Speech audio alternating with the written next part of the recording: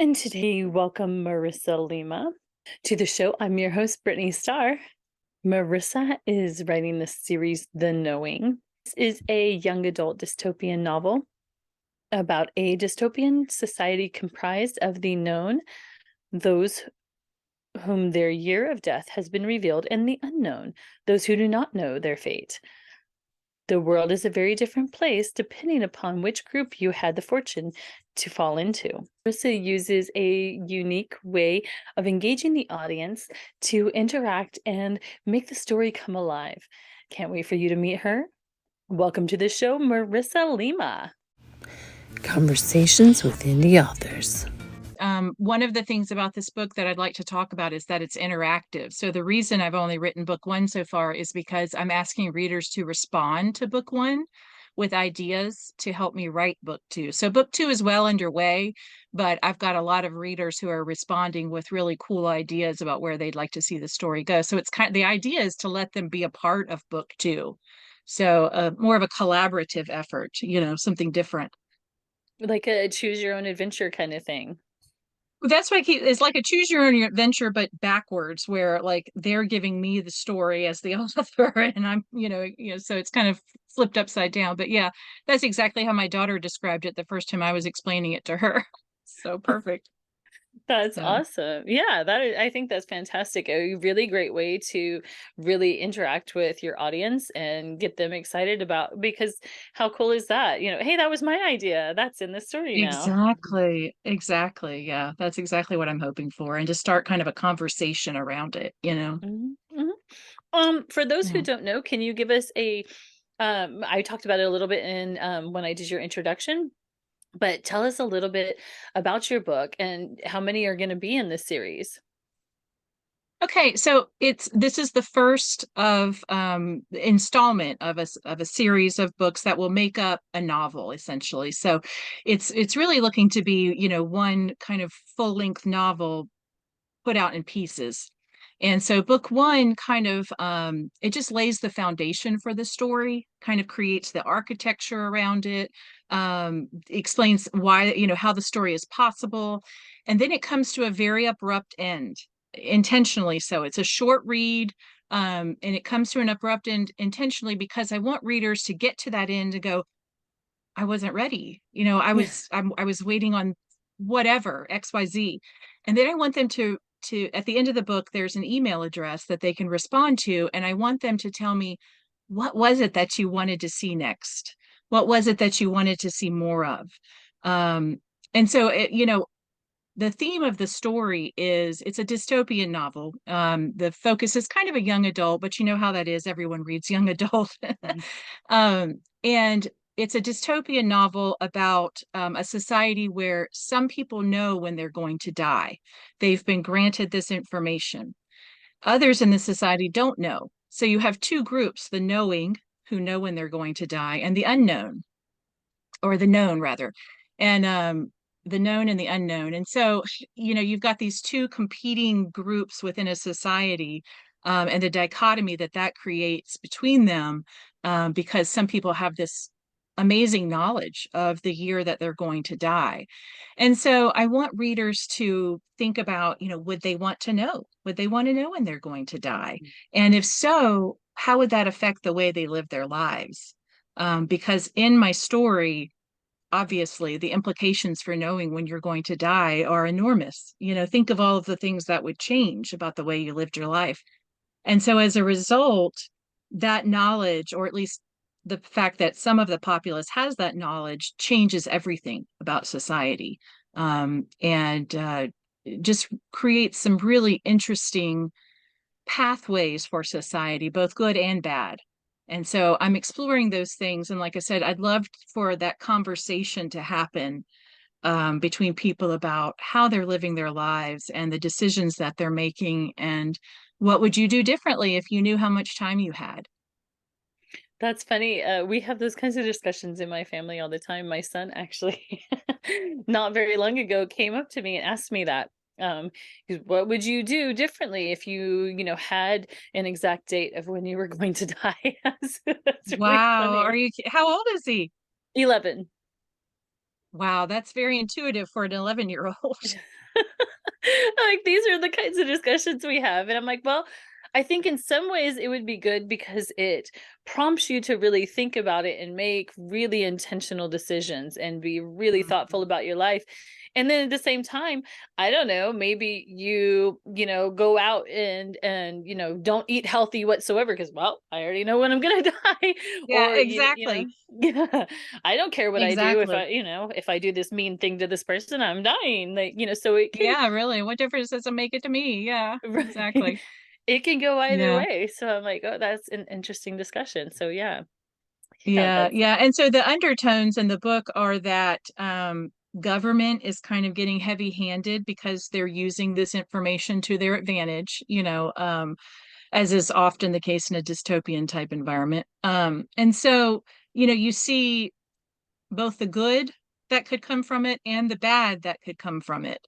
And so it's just, I think it could really lead to some interesting conversations. well, can you take us back to the beginning, Marissa? What inspired you to write this? Well, I've always been a writer. I've been writing my whole life. This is the first time I've actually published anything, though. I mean, I've lost count of how many novels I've written over the years. Um, this one, I think I'd just been chewing on for a little while. I think maybe COVID had a little bit to do with it. The fact that people were facing mortality in a different way. A lot of us kind of took a step back and thought about how we were living our lives because of the experience from COVID and such. And then this storyline just kind of came along at a time where I thought, this is an important topic, and I started looking at self-publishing. Because the traditional publishing route is just so frustrating. And so I'd write a book and then I just kind of set it aside. It was really more about the journey for me, about the writing of the book. And I just really didn't do a whole lot more with it from there. But self-publishing has changed so much over the past several years. It's gone from being kind of this subpar type of thing to, much higher quality experience in terms of the product and the distribution system. So I got a little more serious about maybe publishing something. And so really it was more about the timing of when I was writing this and the thought that, what, maybe I'll put this out there and just see what happens. And I've gotten such a tremendous response and so much good feedback. And I'm hearing from so many readers with their ideas about how the story could continue that it's really been a lot of fun. It was kind of just a whim that grew legs, honestly. So it's become a project now, and I'm really enjoying it. So. So can you talk to us about your self-publishing journey? What were some challenges along the way? Sure. I mean, there's a real learning curve, because there's just the basics of things like formatting and figuring out how to use the different platforms. That was all new to me. I mean, I'm very familiar with your typical office software and that sort of thing. So it wasn't difficult, but there is a little bit of a learning curve there. And then honestly, the biggest thing has been marketing. That marketing piece is always a challenge when you're doing anything like this. And so I would much rather be writing than marketing, but it's just a piece of it. If I want to get my story out there, I have to, put myself out there and do the marketing and get the word out. So that for me has been the biggest challenge is reaching the readers, but the writing part of it comes very naturally for me. Like I said, I've always been a writer. Um, I started around 10 years old, putting things down on paper, and it just has always felt very natural to me. So. Well, talk to us about that. Some triumphs with your independent publishing journey. Sure. I mean, I would say this is a triumph. I mean, this is, like I said, my first venture into the whole self-publishing thing. And like I said, the response I've gotten has just been so positive and so encouraging. Um, and honestly, it's really a lot easier than I thought it was going to be, putting it out there anyways. Like I said, the marketing piece is tricky and cumbersome, but the putting it out there piece, platforms like KDP and Ingram Spark, they've made it so easy to put your book out there. And there's virtually no upfront cost for the author. I don't have a garage full of books that Mhm. I'm trying to get rid of. It's print on demand. So, as my readers decide to purchase the book, it's immediately printed and sent off. And that just is such a game changer because you don't have that overhead of product sitting there that you have to move. Mhm. And it's just phenomenal to me, that you can put a book out for virtually no cost up front when you really think about it. There's certainly things you could spend money on, but you could do it completely for free. So, Yeah, I've always talked about that. There are resources that if you put in the work, you will find, that you can get someone to edit. But you need I would mhm. personally I advise that hire an editor. That's what I would spend Oh money yeah, on. Um, yeah. you can get some pretty cool covers on Fiverr and other resources. Hmm. Um, but I would say the editing process, that's what really takes it over the edge to make it look more professional. And Yeah, so a I lot would of agree. I agree. yeah, a lot of my indie authors, that's like the number one thing. Hire an editor. It's worth it because there's so many things that you personally are not going to catch, or don't understand about the layout and the Sure. yeah. So yeah, but you can do it pretty much for free. There are whole templates. I have a free ebook about how to do, the what like you were talking, the formatting, because that is a Hmm. learning curve, and Oh getting the yeah, cover, all of that. absolutely. But there is, if you're willing to put in the work, or you could even publish something that's not too Well, much. one thing I did that I think was kind of fun was when I launched the book in December, I considered that whole first month was really a soft launch. It was more like family, friends, hey, this is out there. And I asked them to take a look at it because I had had it edited, but I asked them to take a look at it and let me know, what did you find? Did you find errors? Are there things that don't read quite right to and so that feedback was kind of fun too. Is like, oh my gosh, I had totally missed that, or someone else had totally missed that.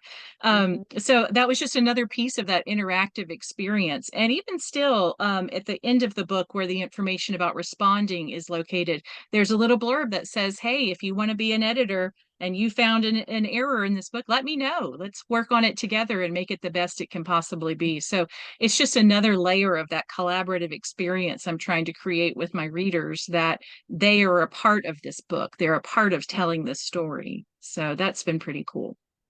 What do you see for your series? Do you see it coming out in a So movie? oh gosh, what author doesn't see that? I mean, we would all love to see our books become a movie, but really what I see for this one is just this continuation of the story. If the readers will give me their feedback and tell me what they want to see next, and then I develop, the book two, that's where a lot of the character development is happening, is in book two. Like I said earlier, book one is very much about laying the foundation for the story. There's a kind of a biological anomaly that happens that allows these people to know what year they're going to die, and they only know their age. They don't know what day. They don't have an exact Oh, okay. time.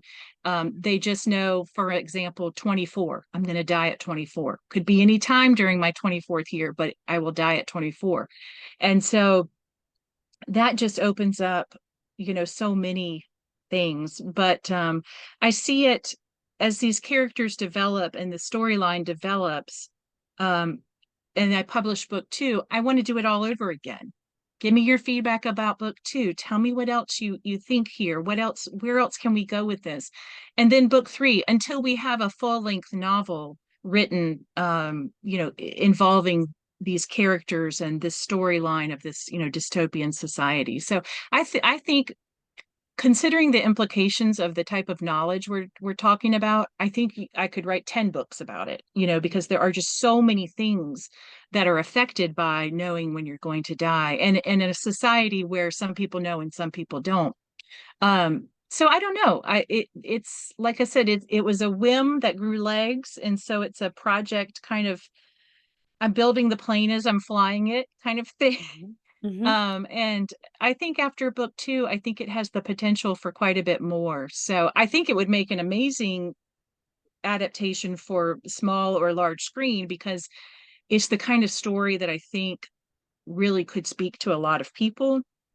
Visually, I think it could be very powerful. Um, so yeah, would that be amazing? Sure. I'd love to see it on screen sometime. But right now, I'm more interested in, telling the story and starting that conversation between readers, really getting people to stop and think about the choices they're making about how they're living their lives. And would they make them differently if they knew how long they had? And why aren't they doing that? You know, why That not makes why not sense. make those choices regardless?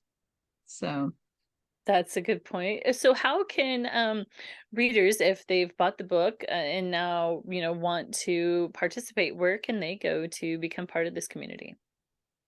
So at the end of book one, there's information, there's an email address, and there are a few questions that I've asked readers to answer for me when they respond.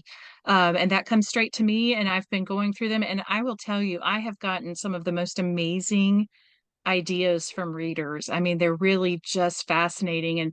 And as an author, it's really cool to see someone else read your story and say, oh, here's a good way for it to go, because they see things that I don't see, or they come up with storylines that didn't even occur to me. And so that's been fascinating to see my beginning carried on by the readers and see how they've interpreted it and where they'd like to see it go. So that's been a lot of fun. So at the end of book one is where they can get that information. And the book is available on Amazon.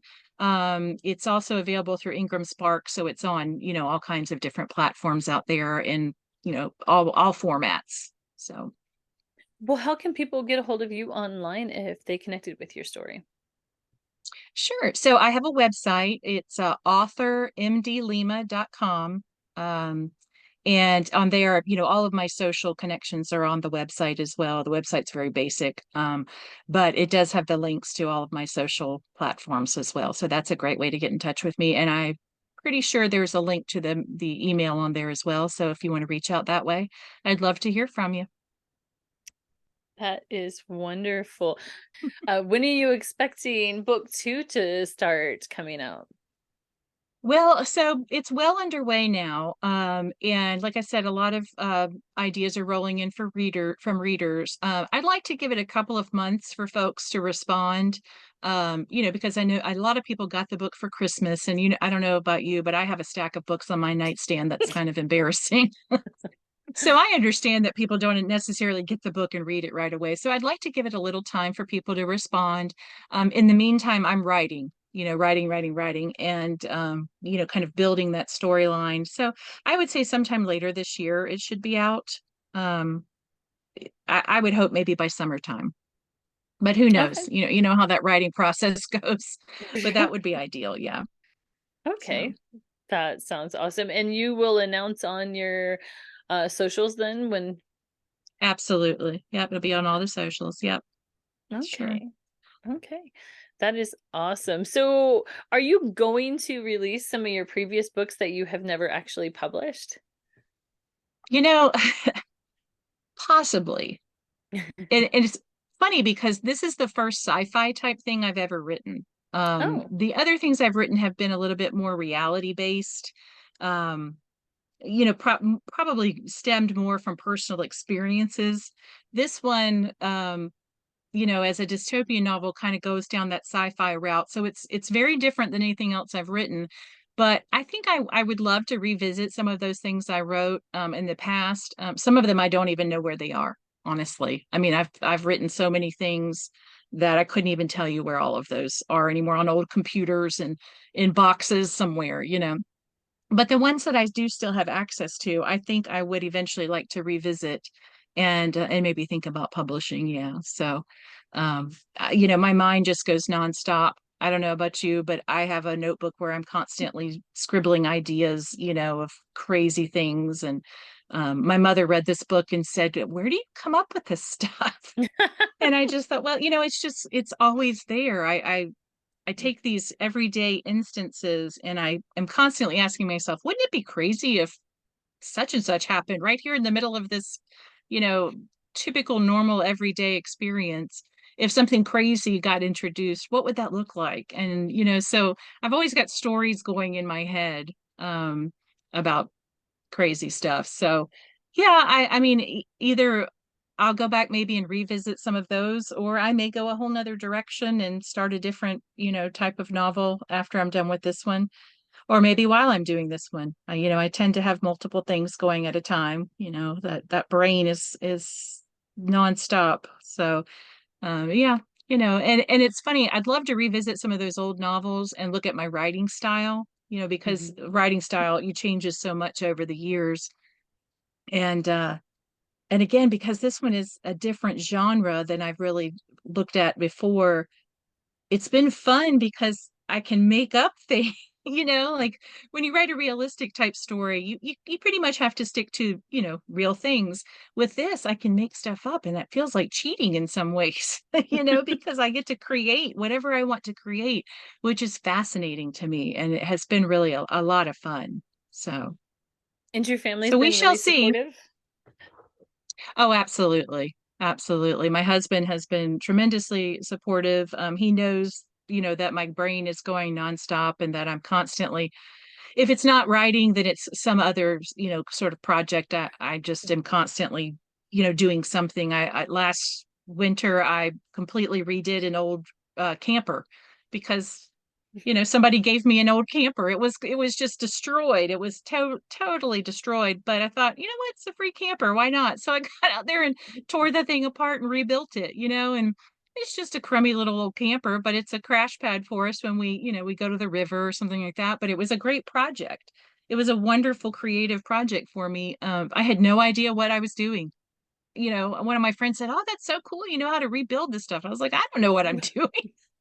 Making this up as I go. Are you kidding me?" So, That seems things right. like that. I've always got some sort of project going on, and my family has been very supportive of that stuff. They support the fact that I have a creative mind and I'm just finding outlets for it. We need that. Everybody needs that. Exactly. I was just discussing with someone how I think that the world would be a better place if that's what we all did, was use our creative outlets, just like show our Hmm. creativity, and that's our gift to the world, and that's what we're sharing with each other. I think we would be Absolutely. a lot better off as a society. I think, especially since we've taken money off the gold standard, I think it's kind of a joke. And so, what's the point of it? Well, and it was made up by men anyways. So, Yeah, yeah. nobody It's else all pays to arbitrary. live on the I know it is. I'm like, this is ridiculous. We should what is the point of being here? Well, look at the wild animals. I live, in the country. I can't see neighbors. All I see is like Hmm. wild animals. They don't pay to be here. They just eat and explore and just hang out. And I'm like, Hmm. well, Do their thing. Yeah. do their thing. So why aren't we doing that? And look at how many people are so depressed and in a negative state, because and they're not expressing who they are, and because they can't, because they're Yeah. stuck in a role. And I think that Hmm. this, Absolutely. which is where my passion for independent creators get me on my shows. Yeah, yeah. Yeah. And there's just not enough of that, I think. You're absolutely right. It's such a good outlet for us. And there are a lot of people, I think, that don't realize they have a creative spark because no Yeah. one has really taught them to dig into that and kind of let it out. Yeah. Um, and I guess maybe there are people out there who don't have a creative spark, but I have to believe that everybody has some sort of artistic inspiration in there if they really, want to pursue it. And it's so therapeutic for me, writing. I mean, even something as simple as sitting down and coloring in a coloring book is so therapeutic to me. That's something I like to do on these kind of cold winter nights is I get my coloring books out and color because it's soothing, it's creative, and it's simple, and just little things like that I think are so important for all of us to be doing, Mhm. foster that creative streak in yourself in Well, I'm whatever way that curious. is. Yeah, in whatever way that is. I am curious how technology is going to change, because I know since the 90s, things have drastically changed. We went from cell Oh, phones, wow, like yeah. were not accessible to people, to everyone has a cell phone. I mean, even if you're homeless, you Oh, have a cell yeah. phone. Mm-hmm. Yeah. It's Well, insane. now with AI, there's be less jobs for people. So money Oh, yeah. doesn't mean as much. And so what do we do with that now in this society? How does this progress? I'm curious to see how it goes. I'm Yeah. actually okay with that, AI taking over jobs, because again, I think we should be pursuing our creative outlets. I think that's what our Mm-hmm. gift is, I and we hear should you. be Yeah. elevating ourselves. And so I'm actually pretty okay with it. I think that, but every change for people is always difficult. People, that's one of the top Oh things gosh, yeah. difficulty with. That's funny. Absolutely. I Yeah. drive Well, my and husband crazy with that. think about our kids. You know, you've got an 11-year-old. My children are young adults. They've never been disconnected. They don't even know what it is not to have a cell phone. You know, my kids were around 12ish when I allowed them to have a cell phone. But even before they had one, everyone around them did. And so they don't know what it is to be disconnected. It's just not even a part of life for them. And I think that's a real shame, that they don't know what it is to leave home without a cell phone, or be on vacation and not get calls from work. They don't know that life. And it's kind of sad that we've let go of that way of living a little bit, I guess, that simplicity. Yeah, I think it helps being up in the mountains here. My daughter, she she's 16. She actually hates technology. She's like, she knows how to use it because she's been in school, and they teach her and stuff, Hmm. but she actually is not into computers. She'd rather hold an actual book in her hands and like be on the homestead and Hmm. do things. So it's really funny. My Yeah, son's the yeah, that's opposite. my older daughter's the same way. Mm. Well, boys tend to like technology. At the risk of sounding gender specific there, but it's true. The boys, they like their video games and that sort of thing. So my oldest daughter is the same way. She's 22, and if she could completely just detach from social media, I think she would. She realizes it's not really possible anymore. And when she first went to college, she wanted to be a teacher. And I think she got so disenchanted with the state of education right now because children are all learning on iPads, Yeah. and she was more Montessori trained. And so she was used to that hands-on, living books and, things like that. And to teach a 5-year-old on an iPad to her just felt, like an atrocity, really. Just this is not the way it's supposed to be, because that's not how she was taught. And she's right. 5-year-olds shouldn't be on devices. 5-year-olds should have their hands in the dirt and should be, learning and doing and that sort of thing. And so I hear you. My oldest daughter is the same way.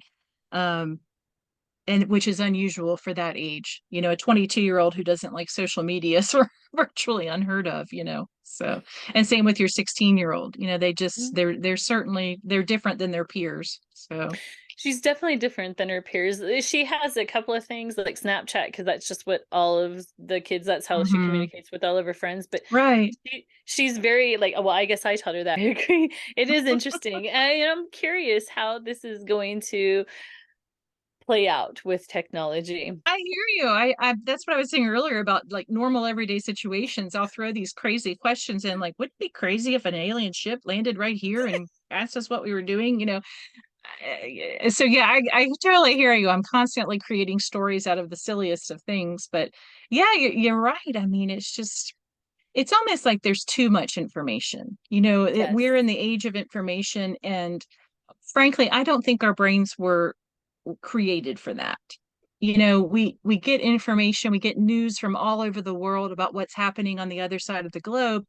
And I just don't think our brains are wired that way. And as a result, we all feel this sense of overwhelming Mhm.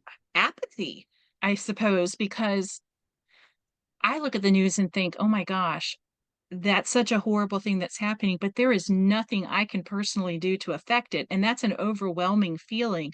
And so as a result, I think people either get paralyzed or they get apathetic about it, because they just don't feel like there's anything they can do. It's just too much. It's overload.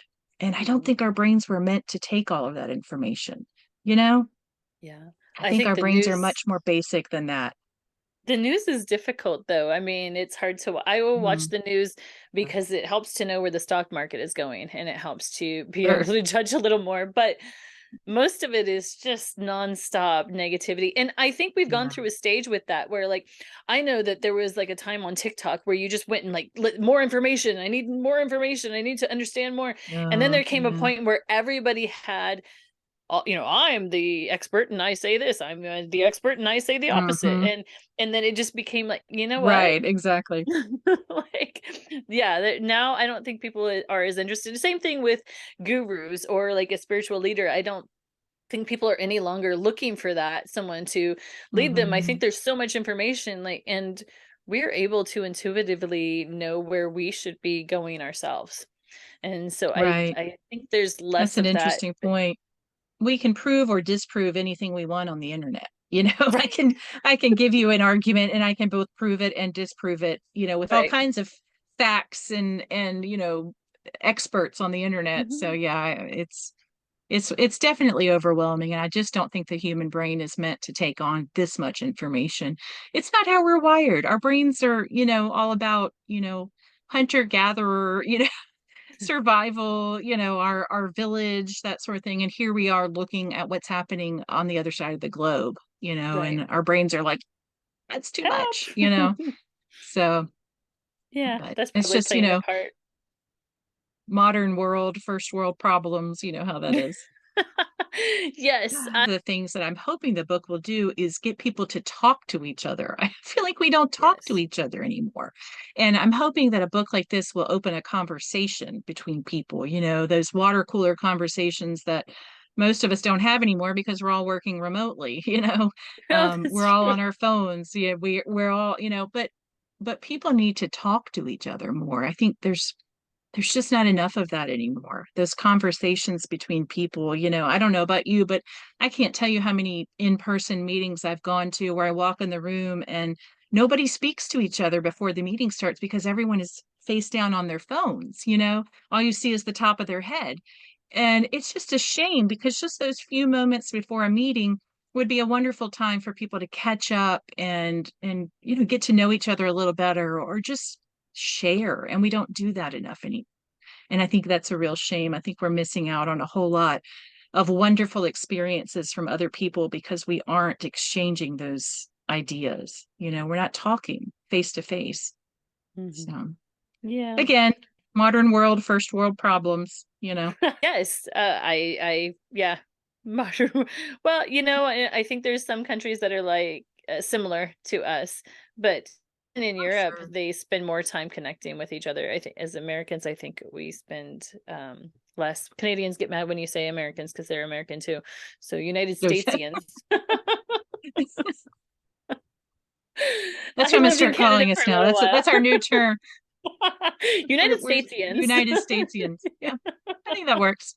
That sounds good. Yeah. Yeah.